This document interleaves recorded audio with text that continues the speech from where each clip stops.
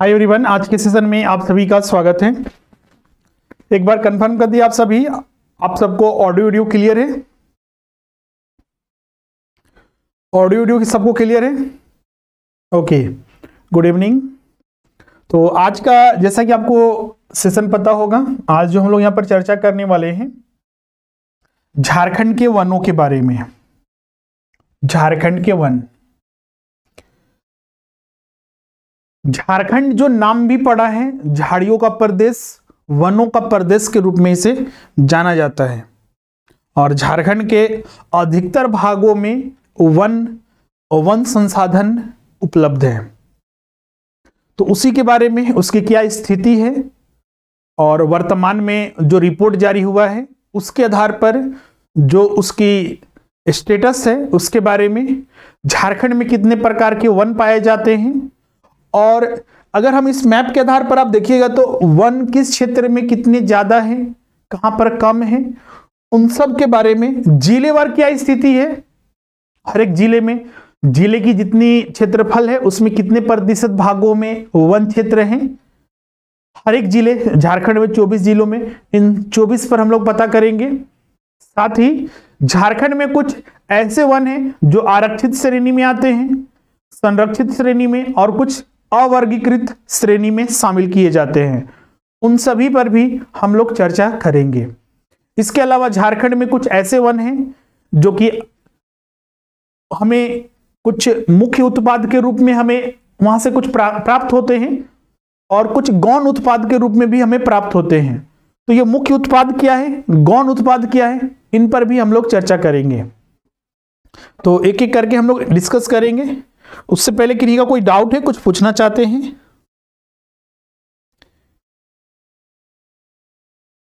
PPT नहीं दिख रहा है?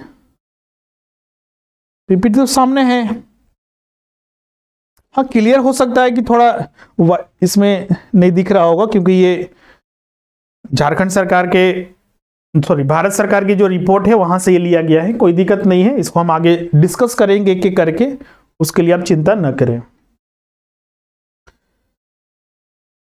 सबसे पहले तो हम लोग क्षेत्रफल के आधार पर चलेंगे। झारखंड के वन,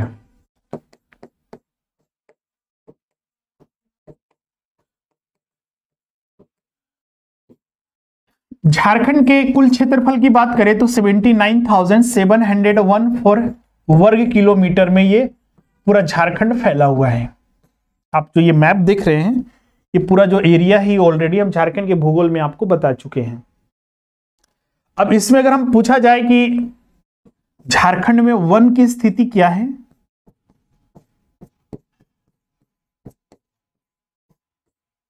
ये 2019 के आधार पर, और 2021 का भी रिपोर्ट आ चुका है, वो भी हम बताएंगे। ये अलग से हम आपको बताएंगे, करेंट अफेयर सेगमेंट में भी आ जाएगा। बेस हम लोग लेके चलेंगे 2019 के आधार पर। अगर हम 2019 के रिपोर्ट के आधार पर बात करें तो झारखंड के कुल क्षेत्रफल कितना है, 79,714 वर्ग किलोमीटर में करीब 23,611 वर्ग किलोमीटर जो है वो वन क्षेत्र है। अगर इसको परसेंटेज में निकालें तो ये टोटल जो होता है 29.62%, 29.62% जो है ये वन क्षेत्र है। 2021 की रिपोर्ट के आधार पर इसी को अगर हम बात करें तो इसमें ज्यादा नहीं, 29.74%। 2021 की रिपोर्ट जो कुछ दिन पहले ही जारी हुआ है, आपने न्यूज़पेपर में देखा भी होगा, 29.71%। इसमें जोड़ दीजिए 110 किलोमीटर, 110 वर्ग किलोमीटर झारखंड का क्षेत्रफल बढ़ा है, घटा नहीं है, बढ़ा है। ये 2019 के आधार पर था। 2021 के आधार पर आपको, अब बोलिए सर कि हमको क्या याद रखना है, बस जो लेटेस्ट रिपोर्ट है उसको ध्यान में रखिए। 23,611 वर्ग किलोमीटर टोटल है। इसमें 110 किलोमीटर वर्ग किलोमीटर की बढ़ोतरी हुई है ये 2 सालों में, 29.62%, और 21 के रिपोर्ट के अनुसार 29.74% झारखंड का कुल क्षेत्रफल, मतलब कुल क्षेत्रफल में ये वन क्षेत्र है। क्लियर है? अब झारखंड में जो वन पाए जाते हैं, वनों का प्रकार कैसा है? जैसा कि आपको पता है कि झारखंड के बीचों बीच से होकर कौन सी रेखा गुजरती है, कर्क रेखा, इसलिए यहां पर जो वन जो पाए जाते हैं ये रांची से होकर गुजरती है, ये बोकारो होते हुए रामगढ़ से भी जाएगा ये लातेहार, ये तो ये कर्क रेखा होकर गुजरती है। और इसीलिए यहां पर जो झारखंड में जो वन पाए जाते हैं ये उष्णकटिबंधीय वन पाए जाते हैं। बहुत बार परीक्षा में पूछा भी जाता है कि क्या झारखंड में सदाबहार वन पाए जाते हैं, तो नहीं, झारखंड में सिर्फ उष्णकटिबंधीय, इसमें भी एक शुष्क और एक आर्द्र पर्णपाती। अब किस आधार पर इसको कैटेगराइज करते हैं वो आगे हम लोग डिस्कस करेंगे। तो झारखंड में जो वन पाए जाते हैं ये दो तरह के वन पाए जाते हैं। झारखंड के वन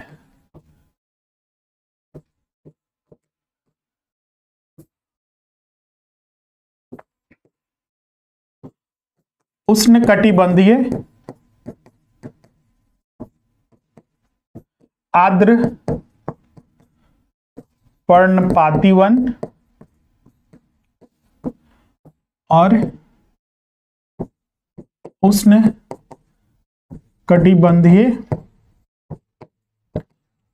शुष्क पर्णपाती वन, ये झारखंड के वनों को दो कैटेगरी में डिवाइड किया जाता है। अब आपके मन में सवाल उठेगा सर कि शुष्क जो है और जो आर्द्र है, तो ये डिफरेंसेस इसमें क्यों हैं? इसी के आधार पर झारखंड के वनों को दो कैटेगरी में डिवाइड किया जाता है। सामान्यतः ये झारखंड के जिन क्षेत्रों में पाया जाता है, जैसे कि आर्द्र पर्णपाती वन जो है, आगे हम आपको लिस्ट दे देंगे कि ये क्षेत्र पाया जाता है। मुख्य रूप से इसमें रांची, लोहरदगा और उसके आसपास के क्षेत्र जो हैं वो इसमें शामिल होते हैं। और इनको इस आधार पर कि यहां पर 120 सेंटीमीटर, बोलिए 120 सेंटीमीटर से अधिक वर्षा होती है।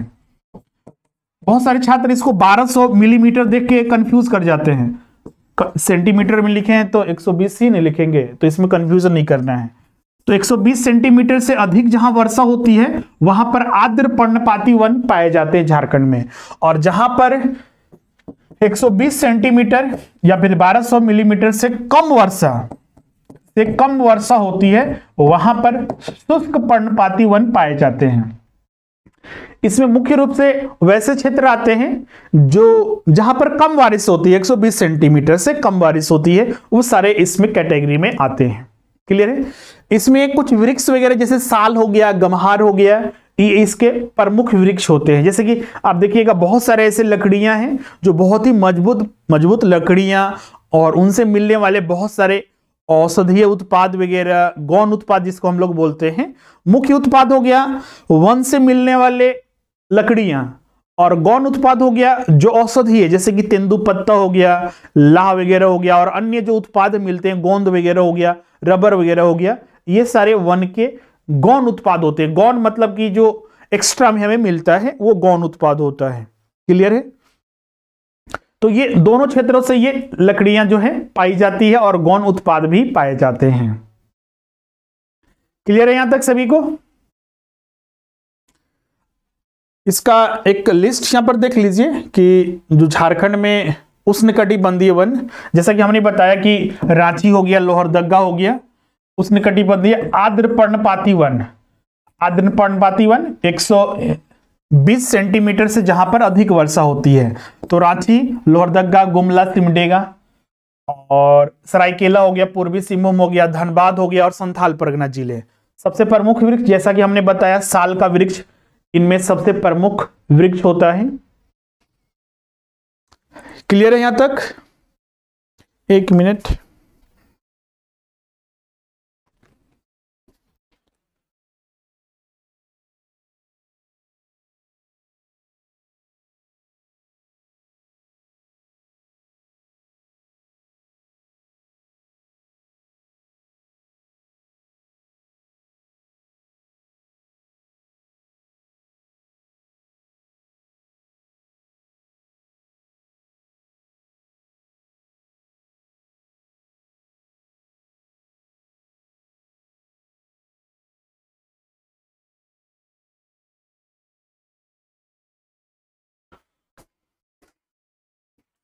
ओके, पीपीटी अब क्लियर दिख रही है?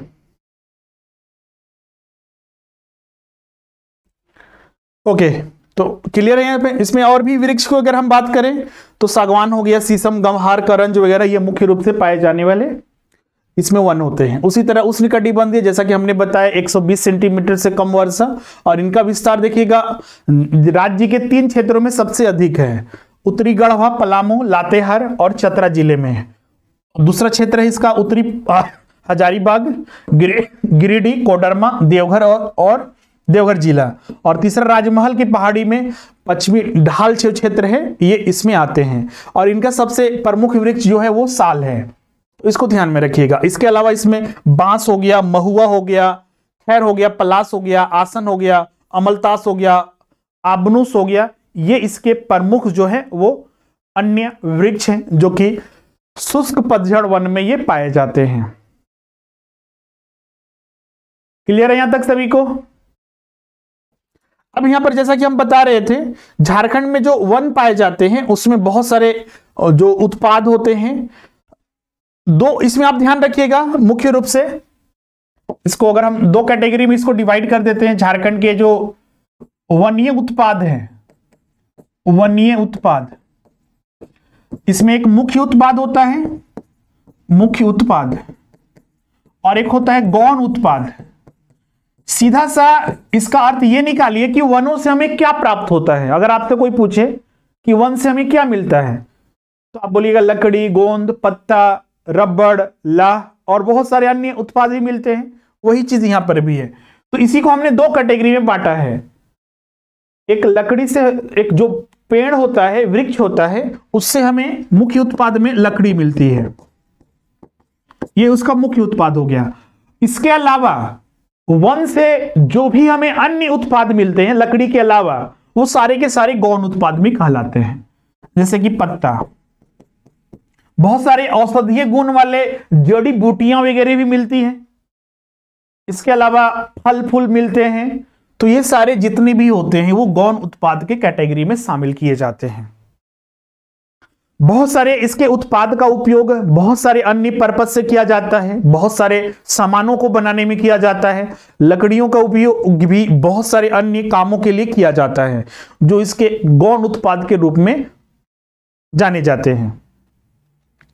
अब यहां पर देखिएगा सारा लिस्ट दिया हुआ है वनीय उत्पाद में।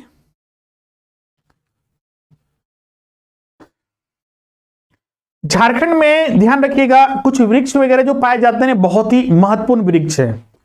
महत्वपूर्ण वृक्षों में जो इसमें शामिल है, इसमें जैसे कि सागवान, शीशम, महुआ, आम, कटहल हो गया, ये सारे प्रमुख वृक्ष हैं। साल वगैरह भी इसमें प्रमुख वृक्ष है।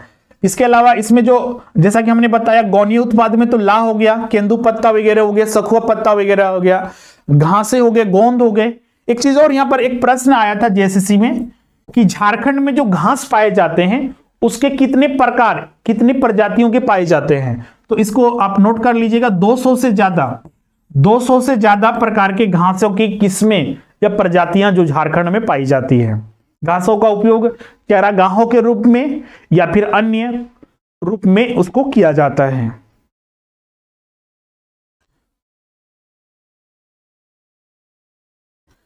इसमें कुछ और प्रश्न आते हैं, जैसे कि साल का उपयोग किस लिए किया जाता है। तो साल की जो लकड़ी होती है, बहुत सारे घर के साजो सामान, पलंग हो गया या फिर जो अन्य जो कुछ घर के सामान हो गए और फर्नीचर वगैरह हो गया, वो सारे बनाने में उसका उपयोग किया जाता है। उसी तरह देखिएगा यहां पर कुछ लिस्ट हमने कर दिया है। जैसे जामुन की लकड़ी, जामुन की लकड़ी की ऐसी धारणा है, धारणा क्या उसमें देखा ही जाता है कि वो सैकड़ों वर्षों तक, देखिए आप गांव वगैरह में कुआं देखे होंगे, कुआं वगैरह देखे होंगे, तो कुआं में देखिएगा ना एक लकड़ी लगाया जाता है पानी वगैरह भरने के लिए, वहां पर एक लकड़ी लगाया जाता है। तो वहां पर देखिएगा जो ये लकड़ी होती है ना, ये जामुन का ही पेड़ होता है, क्योंकि माना जाता है और देखने को भी मिलता है कि जामुन की लकड़ी बहुत ही मजबूत और कई वर्षों तक, सैकड़ों वर्षों तक वो रहने वाली लकड़ी होती है। इसीलिए जामुन ये हजारों वर्षों तक रहती है, लेकिन पानी में सड़ती नहीं है, इसीलिए जामुन की लकड़ी का उपयोग किया जाता है। इसके अलावा सेमल के वृक्ष का भी उपयोग किया जाता है। ये लकड़ी बहुत ही मुलायम होती है। इसका उपयोग पैकिंग के लिए, जैसे कि आपको देखते होंगे पैकेट किया जाता है, लकड़ी का पैकेट। जैसे कि आजकल फल वगैरह देखिएगा ना, तो कार्टून में आते हैं, लेकिन कुछ ऐसे फल भी हैं जो अभी भी लकड़ी के कार्टून में आते हैं, जो बहुत ही मुलायम लकड़ी वाली होती है, तो उसके लिए। इसके अलावा ये पेटियां, खिलौने, माचिस के डिब्बे वगैरह बनाने में इसका उपयोग किया जाता है। क्लियर है यहां तक सभी को? अब आते हैं, ये तो हो गया जो वन पाए जाते थे और जो वनीय उत्पाद थे उसके बारे में यहां पर हमने चर्चा कर लिया। अब वनों की क्या स्थिति है, झारखंड के वन के बारे में हमने बता दिया है, और क्या स्थिति है उसके बारे में हम लोग देखते हैं।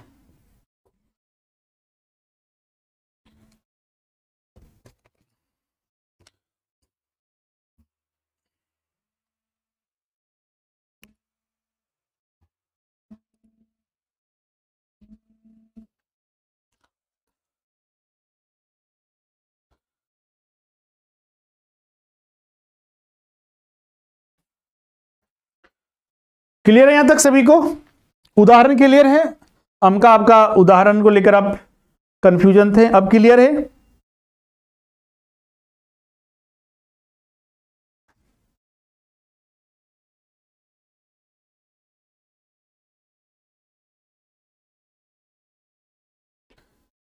ओके। अब झारखंड में जो वन क्षेत्र आप यहां पर देख रहे हैं, इसके ये देखिएगा, जहां पर ज्यादा ग्रीन दिख रहा है ना आपको, ये आपको मानना है कि ये अत्यंत सघन वन क्षेत्र है, और जहां पर व्हाइट व्हाइट दिख रहा है ये बहुत ही मतलब वहां पर वन वगैरह क्षेत्र जो है वो नहीं पाए जाते हैं। क्लियर है? अब यहां पर देखिए कि झारखंड में, जैसा कि अभी हम जो वहां पर बता रहे थे, झारखंड के जो वन है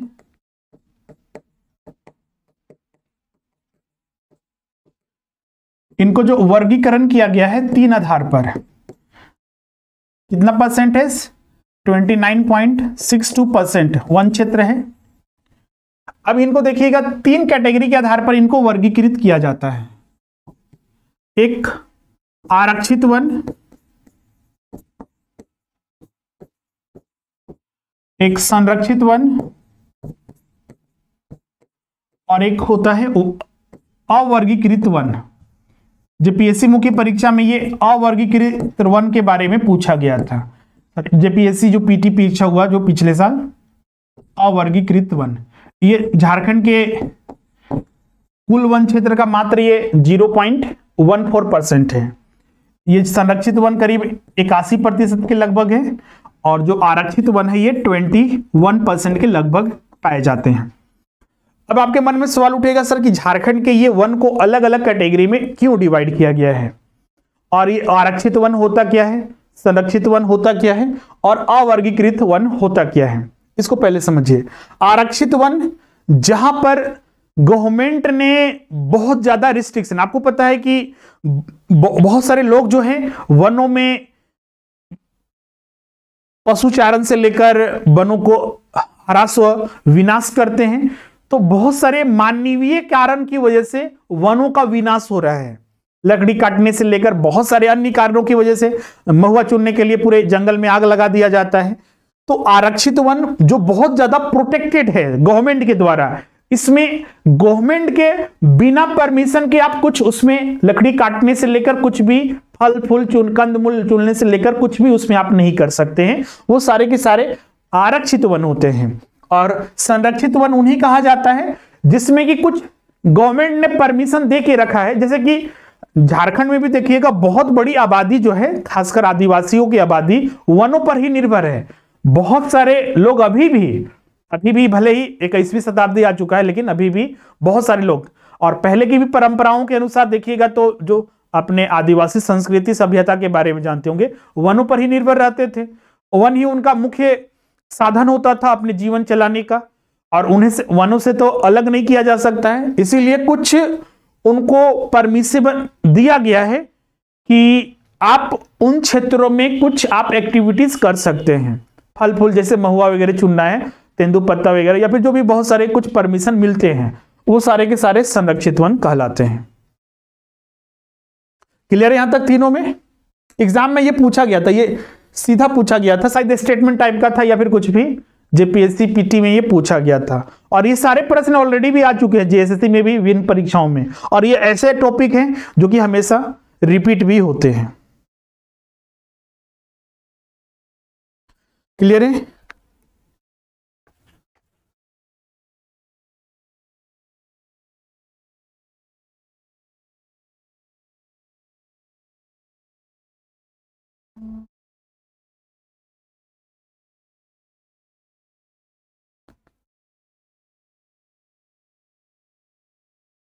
ये 29 नहीं, सॉरी 18 ये होगा, ये 81% है ना, तो ये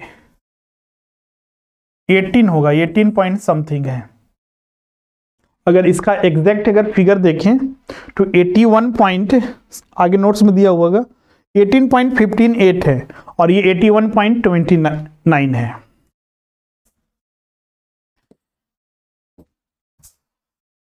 (18.58) और 81.29 या 8% के लगभग है, ये एग्जैक्ट फिगर है।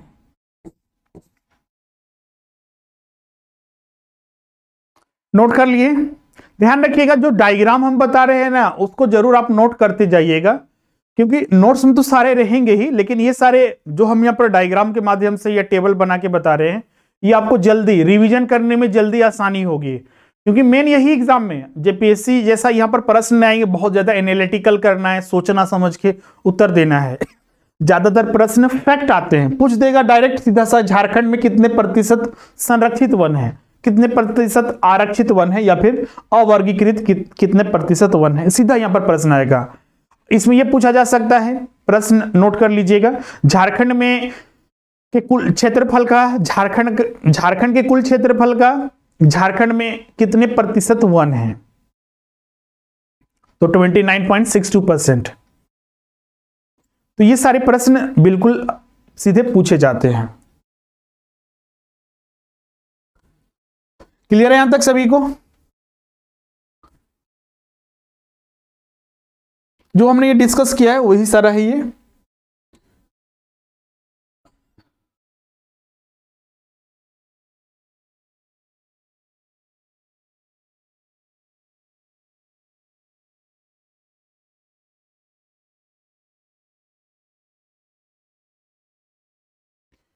जिलेवार वन के बारे में एग्जाम में हमेशा आता है, तो उसको हम लोग थोड़ा बाद में डिस्कस कर लेते हैं।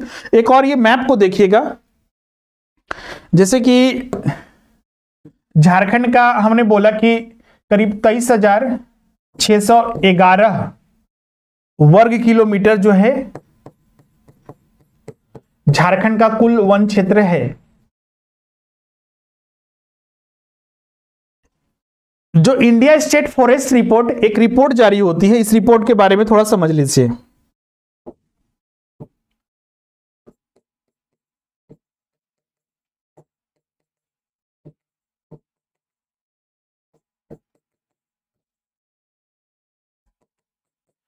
इंडिया स्टेट फॉरेस्ट रिपोर्ट, इसको शॉर्ट में बोलते हैं ISFR। ये रिपोर्ट जो है भारत सरकार के, जारी कौन करता है? जारी जो किया जाता है भारत सरकार के वन एवं पर्यावरण मंत्रालय के द्वारा। वन एवं पर्यावरण मंत्रालय जो है इस रिपोर्ट को जारी करता है, और ये हर एक 2 साल पर ये रिपोर्ट जारी किया जाता है। इसमें जितने भी भारत के विभिन्न राज्य है, भारत में वनों की क्या स्थिति है, उसके बारे में बताया जाता है। जैसे कि पिछला बार जो रिपोर्ट जारी हुआ था 2019 में जारी हुआ था, अभी इस साल का 2021 का रिपोर्ट जारी हो चुका है। मतलब ये पिछले साल जारी नहीं हुआ था, कोविड की वजह से लेट हो गया था, 2021 में ही जारी होने वाला था, लेकिन जारी नहीं हुआ, तो वो इस महीने जारी हुआ है। कुछ दिन पहले, 4-5 दिन पहले आपने न्यूज में वगैरह पढ़ते होंगे तो उसमें आपको देखने को मिलता भी होगा। हर एक 2 साल पर रिपोर्ट जारी होता है। इसी रिपोर्ट में जैसा कि हमने बताया कि विभिन्न राज्यों के बारे में बताता है, इंडिया स्टेट है, स्टेट के भी, और पूरे ओवरऑल और भारत में क्या स्थिति है उन सब के बारे में बताता है। इसी में देखिएगा, जैसे कि अभी हमने बताया कि अवर्गीकृत वन है, संरक्षित और आरक्षित वन है। इसी प्रकार इस रिपोर्ट में झारखंड के वनों को भी विभिन्न प्रकार में बांटा गया है इस रिपोर्ट के अनुसार। जैसे कि झारखंड में कुछ खुले वन है, आप यहां पर देख रहे हैं ये येलो कलर जो है ना, ये खुले वन को दर्शा रहा है कि झारखंड में खुले वन कितना है, ये खुले वन को दर्शा रहा है, जो कि झारखंड के कुल वन क्षेत्रफल का आपको क्लियर नहीं दिख रहा होगा तो हम यहां पर नोट कर दे रहे हैं, ये 14.20% है। 14.20% झारखंड में खुले वन है। खुले वन मतलब कि सामान्य, जैसे कि आप रोड में चलते होंगे तो एक दो पेड़ आसपास में देख लीजिए, ये सारे खुले वन होते हैं। झाड़ियां वगैरह आप देख रहे हैं तो ये खुले वन होते हैं। झारखंड में झाड़ियां जो है करीब ये 0.86% है झारखंड के कुल वन क्षेत्र का। गैर वन जो है, गैर वन जो कि 69.52% है। और अत्यंत सघन वन, सघन वन मतलब समझ रहे हैं ना, अत्यंत सघन, जैसे कि आपको पता होगा कि एशिया का सबसे घना वन जो है सारंडा है, जो पश्चिमी सीमों में पड़ता है। क्यों उसको एशिया का सबसे घना, घना मतलब कि वहां पर सूर्य की रोशनी भी जमीन तक नहीं पहुंचती है, इतना घना वो वन है। तो इसीलिए अत्यंत घने वन जो झारखंड में है, झारखंड के कुल वन क्षेत्र का वो करीब 3.27% है। सामान्य सघन वन क्षेत्र, जैसे कि आप कोई थोड़े बहुत जंगल वगैरह में चले जाते हैं तो वहां पर अब आसानी से जा सकते हैं, तो उस तरह के वन जो है झारखंड में करीब 12.15% है। इसमें ज्यादातर आपको है ना याद करने वाला चीजें हैं, एग्जाम में सीधे ये पूछे जाते हैं, तो इसको ध्यान में रखिएगा। अब यहां पर आते हैं, देखिए ये रिपोर्ट को ध्यान रखना है, जैसे कि एग्जाम में पूछा जा सकता है। एक एग्जांपल से बताते हैं, स्टूडेंट इसमें कंफ्यूज भी बहुत ज्यादा करता है। जिलेवार में क्या पूछा जाता है, ये तो हम पूरे झारखंड के बता चुके हैं। झारखंड का कुल वन क्षेत्रफल कितना है, 23,611, 29.62% परसेंटेज में। अब यहां पर जिलेवार भी पूछा जाता है, जैसे कि मान लीजिए लातेहार है, तो लातेहार का कुल क्षेत्रफल कितना है, कुल क्षेत्रफल, और कुल क्षेत्रफल का कितना वन क्षेत्र है, और तो इसका परसेंटेज भी एक निकल जाएगा। परसेंटेज कितना हुआ, हम दो जिलों का लेते हैं, दो जिलों में स्टूडेंट बहुत ज्यादा कंफ्यूज करते हैं। जैसे कि पूछा जाता है, यहां पर प्रश्न एक नोट कीजिएगा, झारखंड के किस जिले में सबसे ज्यादा वन क्षेत्र है। एक और प्रश्न यहां पर लिखते हैं, ये प्रश्न 1 हो गया और ये प्रश्न 2। झारखंड के किस जिले में सबसे ज्यादा प्रतिशत में वन क्षेत्र है। दोनों प्रश्न को देख के लगता है कि दोनों तो एक ही है लेकिन ध्यान रखिएगा, जो प्रश्न 1 लिखा गया है इसमें पूछा जा रहा है कि झारखंड के किस जिले में सबसे ज्यादा वन क्षेत्र है। जैसे कि मान लीजिए एक जिले में 100 किलोमीटर स्क्वायर में इसका पूरा एरिया है, और 100 किलोमीटर स्क्वायर में 80 किलोमीटर स्क्वायर जो है इसका वन क्षेत्र है, तो ये सबसे ज्यादा हुआ। तो इस आधार पर किलोमीटर स्क्वायर के आधार पर बताना है। और इस मामले में अगर उत्तर अगर हम दें, इसका उत्तर जो होगा वो पश्चिमी सिंहभूम होगा,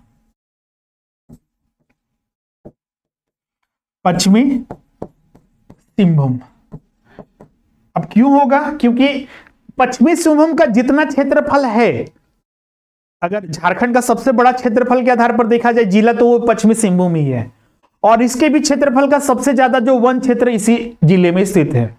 लेकिन नीचे वाले का उत्तर अलग होगा, झारखंड के किस जिले में सबसे ज्यादा प्रतिशत में वन क्षेत्र है, तो इसका सही उत्तर होगा लातेहार।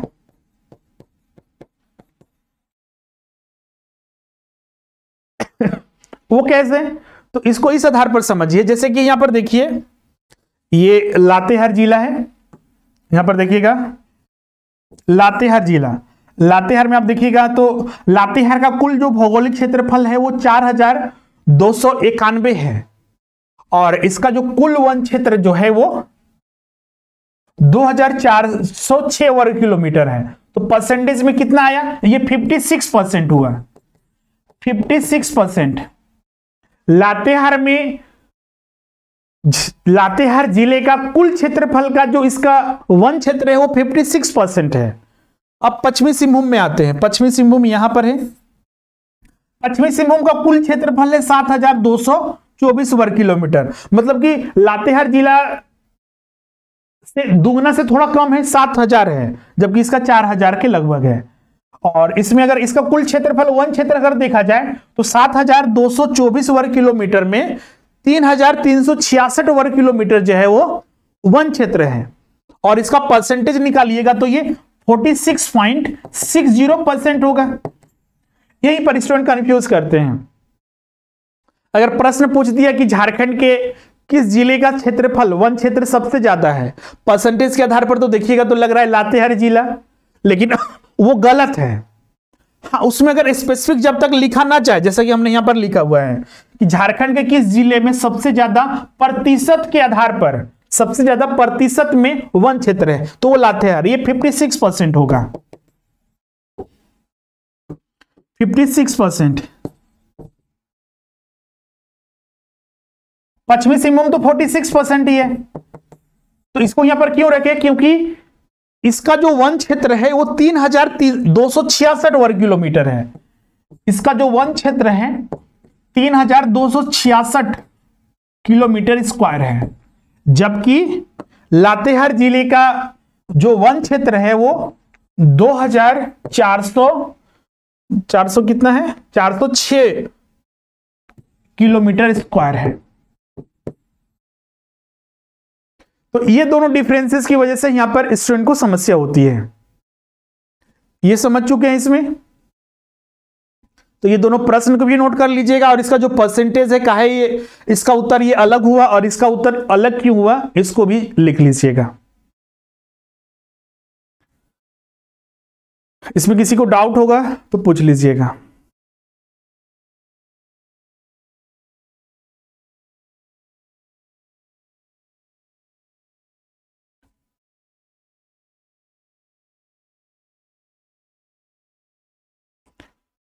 नोट कर लिए?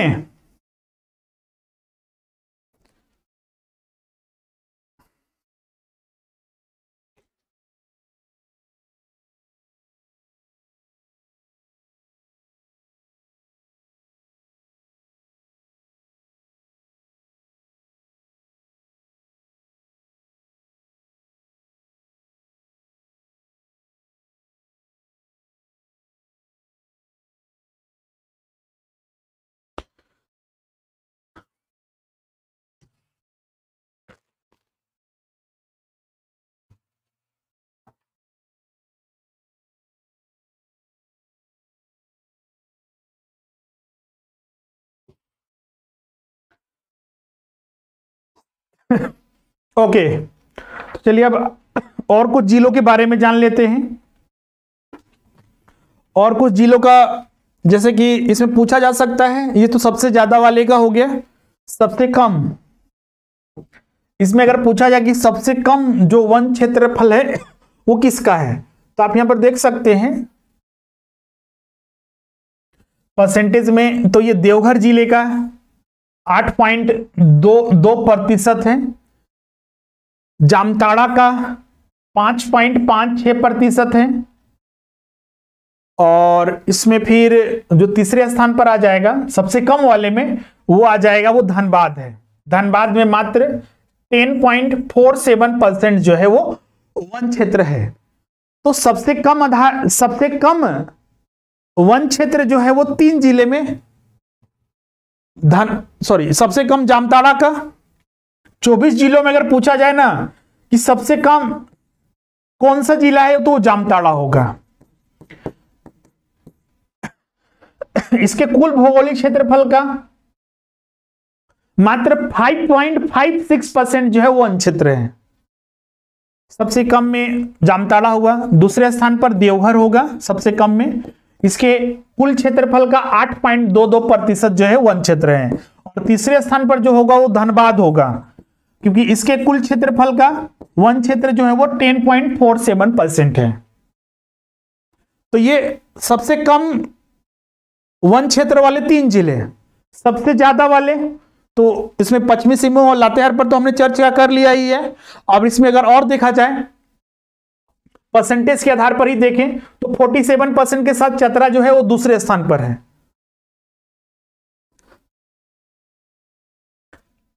परसेंटेज के आधार पर हम यहां पर लिख दे रहे हैं, परसेंटेज के आधार पर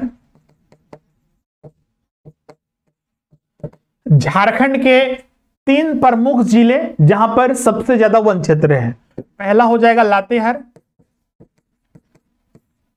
दूसरा हो जाएगा चतरा और तीसरा जो हो जाएगा वो पश्चिमी सिंहभूम। परसेंटेज के आधार पर ये 3, और परसेंटेज के आधार पर सबसे कम में जामताड़ा, देवघर और धनबाद।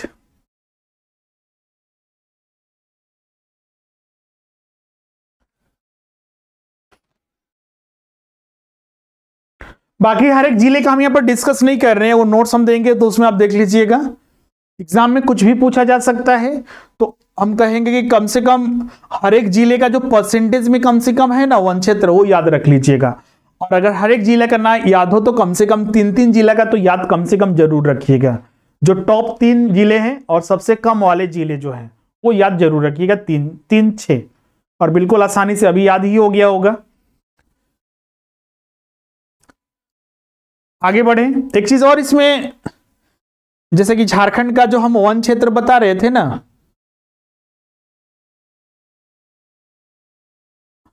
झारखंड का वन क्षेत्र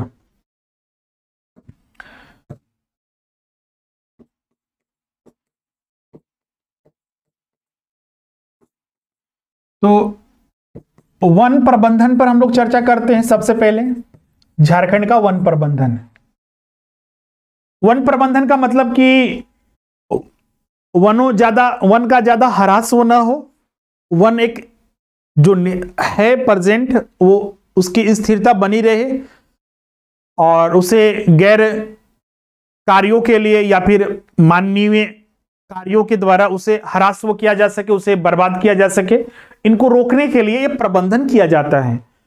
झारखंड में पहली बार 1885 में, कहीं कहीं 82 से 85 रहता है, जेएफ हैबिट के द्वारा पहली बार झारखंड में वन प्रबंधन किया गया था।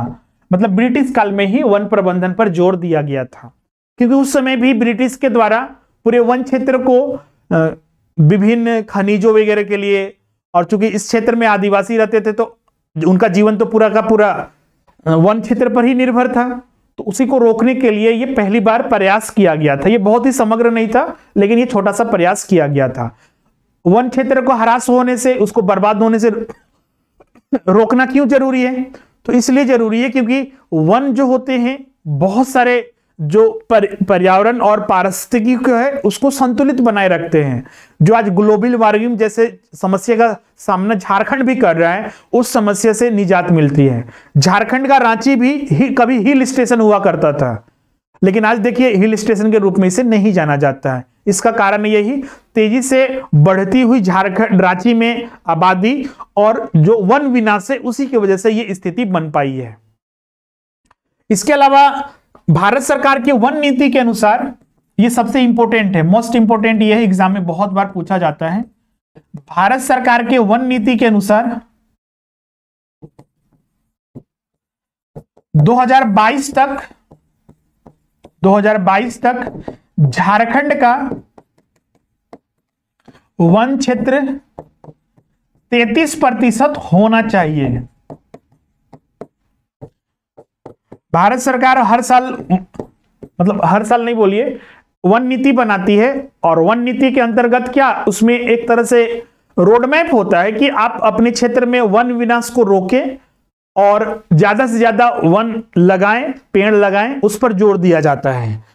तो उसी के तहत भारत सरकार ने, ये सिर्फ झारखंड के लिए टारगेट नहीं है, पूरे देश भर के हर एक राज्यों को जहां पर 33% से कम वन है उनको ये टारगेट दिया गया है कि आपके राज्य में कम से कम 33% वन होने चाहिए 2022 तक।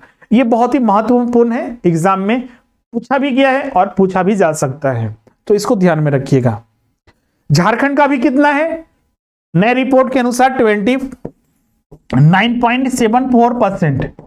अगर झारखंड में अगर वन आवरण को जोड़ दिया जाए, जैसे कि ये जो वन क्षेत्र निकाला गया है ना, ये उन्हीं का निकाला गया है, या तो जो संरक्षित है, आरक्षित है, जो जंगल या पेड़ पौधे लगाए गए हैं उनको जोड़कर ये निकाला जाता है। अगर इसमें जोड़ दिया जाए जैसे कि निजी वन को, निजी वन जैसे कि बहुत सारे लोग अपने घर में, अपने आसपास, सड़क किनारे बहुत जगह वन लगाए रहते हैं, निजी वन को जोड़ दिया जाए। सड़क किनारे जो वन लगाए गए हैं, सड़क किनारे जो वन लगाए गए हैं उनको जोड़ दिया जाए, इन सबको जोड़ दिया जाए तो ये 33 पॉइंट करीब 60% के लगभग ये पहुंच जाता है। मतलब कि झारखंड अपना टारगेट 2019 में ही पूरा कर चुका है। अगर इन वनों को जोड़ भी दिया जाए तो 2022 में पूरा करना था, बोले हम, अब कैसे हम बोल दिए कि 2019 में ही, क्योंकि जो ये इंडिया स्टेट फॉरेस्ट रिपोर्ट है उसी में इस बारे में बताया गया कि झारखंड का सामान्य रूप से जो वन क्षेत्र है वो 29.62% है 2019 के अनुसार। अगर इसी में जोड़ दिया जाए निजी वन को, सड़क किनारे जो वन लगाए गए उनको, तो ये 33% से अधिक हो जाता है। तो झारखंड अपना जो टारगेट है 33% का वो ऑलरेडी अचीव कर चुका है 2019 के रिपोर्ट के अनुसार ही। क्लियर है? तो ये वन से संबंधित जितने भी तथ्य थे, सबसे पहले हमने वनों के प्रकार, झारखंड में जो वन पाए जाते हैं उनके प्रकार, वनों से मिलने वाले वन्य उत्पाद जिसमें मुख्य और गौण उत्पाद, फिर झारखंड में जो वन की स्थिति है उसके बारे में, झारखंड के हर एक जिले में जो वन की स्थिति है उसके बारे में, उस पर हमने चर्चा किया। और जो एक रिपोर्ट है इंडिया स्टेट फॉरेस्ट रिपोर्ट, उस पर भी हमने चर्चा किया। अब हम लोग लास्ट में झारखंड में जो बहुत सारे जो उद्यान हैं, अभयारण्य हैं और राष्ट्रीय उद्यान है। झारखंड में तो एक ही राष्ट्रीय उद्यान है जो बेतला राष्ट्रीय उद्यान है, मात्र झारखंड में मात्र एक ही राष्ट्रीय उद्यान है, बेतला राष्ट्रीय उद्यान। किस जिले में है, कोई बता सकता है? बेतला राष्ट्रीय उद्यान जो है वो किस जिले में स्थित है? क्योंकि एक बहुत ही प्रसिद्ध टूरिस्ट पैलेस भी है, तो इतना तो आप लोग बता सकते हैं, कमेंट कीजिए।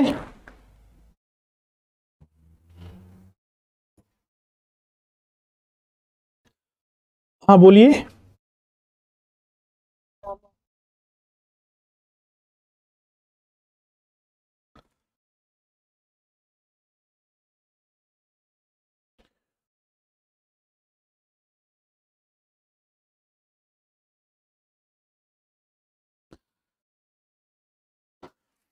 ओके, किन्हीं को नहीं पता है? सामने तो आपके बोर्ड सामने है लिखा हुआ भी, उसको भी देख के कम से कम बताइए। बेतला नेशनल पार्क राष्ट्रीय उद्यान ये लातेहार जिले में पड़ता है। कुछ पलामू में भी बता रहे हैं, क्योंकि पलामू जब लातेहार जिला नहीं बना था ना, उससे पहले ये पलामू का ही भाग हुआ करता था, लेकिन जब लातेहार जिला अलग हो चुका है तब से ये लातेहार जिले में ही पड़ता है। और झारखंड में मात्र एक ही राष्ट्रीय उद्यान है, ये बेतला राष्ट्रीय उद्यान, बेतला नेशनल पार्क।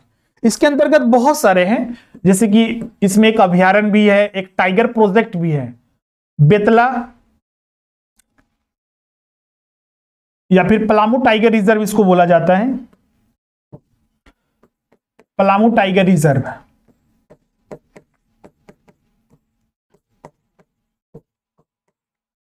इसकी स्थापना कब की गई थी? तो 1973-74 में, 1973-74 में भारत सरकार ने एक बाघ परियोजना लाया था, बाघ परियोजना। और इस परियोजना के अंतर्गत पूरे देश भर में 9 टाइगर रिजर्व बनाए गए थे। पूरे देश भर में 9 टाइगर रिजर्व बनाए गए थे, जिसमें कि एक झारखंड का भी पलामू टाइगर रिजर्व था। इसके संबंधित कुछ अन्य तथ्य की बात करें तो इसकी कुछ अन्य विशेषता के बारे में, तो पहला पॉइंट जरूर ये नोट कर लीजिएगा, पूरे एशिया या भारत में पहली बार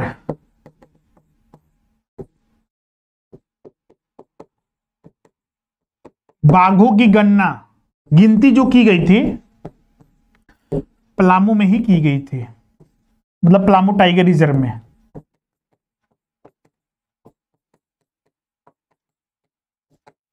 एक और इसमें नोट कर लीजिएगा, भारत सरकार के बाघ संगणना रिपोर्ट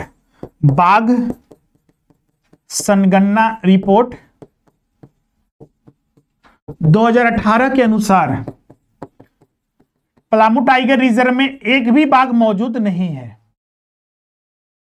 पलामू टाइगर रिजर्व में एक भी बाघ मौजूद नहीं है। तो ये 2 पॉइंट जो है स्पेसिफिक, इसे जरूर नोट कर लीजिएगा। पहला, एशिया भारत में पहली बार बाघों की गणना, ये कब की गई थी, कोई बता सकता है कमेंट करके? ये गणना कब की गई थी, किस वर्ष?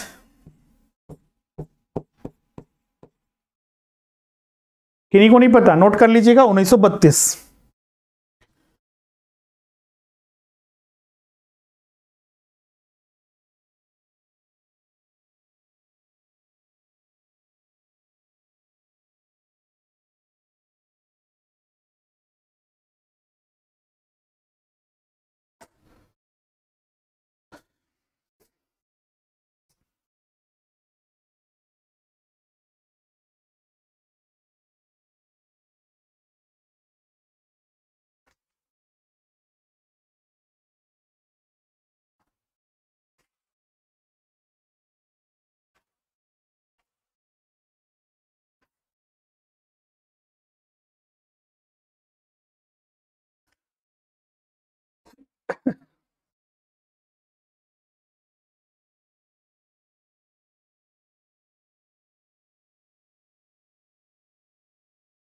ओके, सभी को अभी क्लियर है?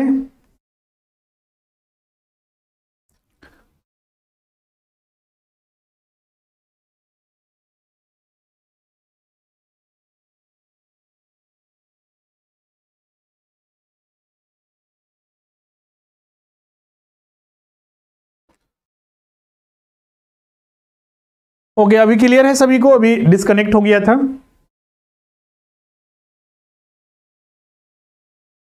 तो हम लोग चर्चा कर रहे थे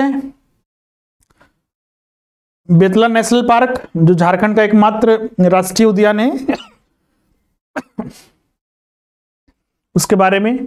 फिर हमने चर्चा किया पलामू टाइगर रिजर्व के बारे में। प्रश्न एक नोट कीजिएगा, प्रश्न नोट कीजिएगा।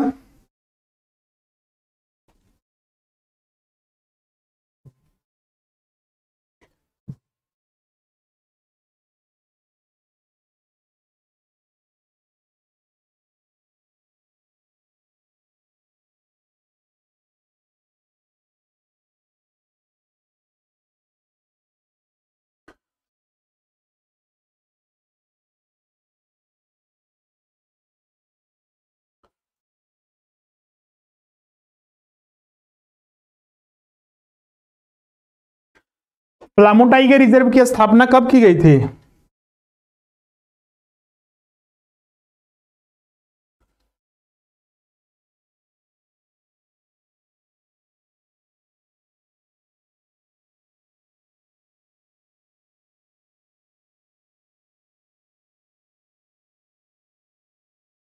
कमेंट करके बताइए।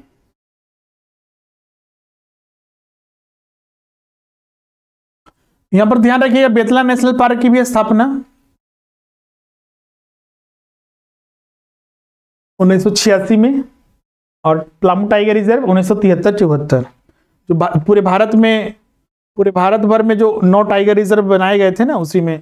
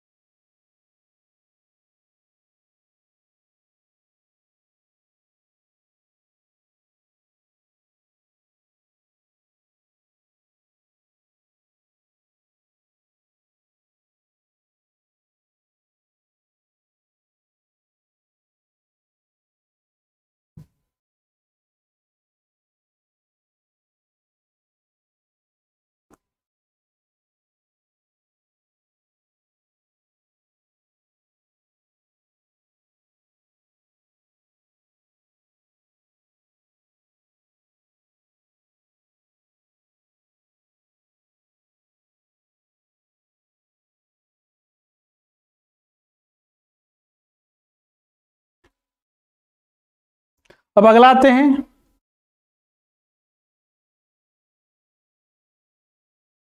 बेतला नेशनल के पार्क के बाद हजारीबाग अभयारण्य। हजारीबाग अभयारण्य की स्थापना 1976 में, और ये कुल जो क्षेत्रफल में फैला हुआ है करीब 186 वर्ग किलोमीटर में, और 21 जिले में स्थित है, तो हजारीबाग जिले में स्थित है। यहाँ पर जो प्रमुख जो प्राणी वगैरह पाए जाते हैं जिसके लिए जाना जाता है वो तेंदुआ, हिरन, सांभर और अन्य है। पलामू अभयारण्य, ये स्थापना 1976 में की गई थी और करीब ये 794 वर्ग किलोमीटर में फैला हुआ है। और ये भी पलामू अभयारण्य भी ये लातेहार के अंतर्गत ही आता है, लातेहार जिले में स्थित है, इसको ध्यान में रखिएगा। इसके बाद महुआ भेड़िया अभयारण्य, ये भी लातेहार जिले में स्थित है, करीब ये 63 वर्ग किलोमीटर में फैला हुआ है। 1976 में स्थापित किया गया था। ये जाना जाता है भेड़िया, हिरन, वाइल्ड बोअर्स के लिए। फिर दलमा अभयारण्य, ये दलमा क्षेत्र में स्थित है, 1976 में इसकी स्थापना की गई थी। इससे जो संबंधित जो जिले हैं वो है पूर्वी सिंहभूम। दलमा अभयारण्य पूर्वी सिंहभूम में स्थित है, ये 193 वर्ग किलोमीटर में फैला हुआ है। दलमा अभयारण्य मुख्य रूप से जाना जाता है हाथी हो गया, तेंदुआ, सांभर वगैरह के लिए जाना जाता है, हिरन वगैरह के लिए। और दलमा अभयारण्य में ही भारत सरकार के द्वारा हाथी परियोजना की शुरुआत की गई थी, और इस प्रोजेक्ट में भारत सरकार 60% खर्चा करती है और हिस्सेदारी जो है वो 40% झारखंड सरकार की होती है। तोपचांची अभयारण्य, ये धनबाद जिले में स्थित है और ये 1978 में स्थापित हुआ था, और ये 8.75 वर्ग किलोमीटर में ये फैला हुआ है। अगला जो है इसमें लावालोंग अभयारण्य। लावालोंग अभयारण्य 1978 में 207 वर्ग किलोमीटर फैला हुआ है, और ये चतरा जिले से संबंधित है। लावालोंग अभयारण्य जो है वो खासकर जाना जाता है यहाँ पर जो नीलगाय वगैरह, तेंदुआ, बाघ, हिरन और सांभर वगैरह के लिए प्रसिद्ध है। एक कोडरमा अभयारण्य अगला है, ये कोडरमा नाम से ही पता चल गया होगा। ये किस जिले में स्थित है? तो ये कोडरमा जिले में स्थित है, 177 वर्ग किलोमीटर में फैला हुआ है। ये 1985 में स्थापित हुआ था। पारसनाथ अभयारण्य, ये गिरिडीह जिले में स्थित है। पारसनाथ पहाड़ी जो नाम पढ़ाए भी हमने, 1981 में स्थापित हुआ था, 43 वर्ग किलोमीटर में फैला हुआ है, गिरिडीह जिला है। ये जाना जाता है मुख्य रूप से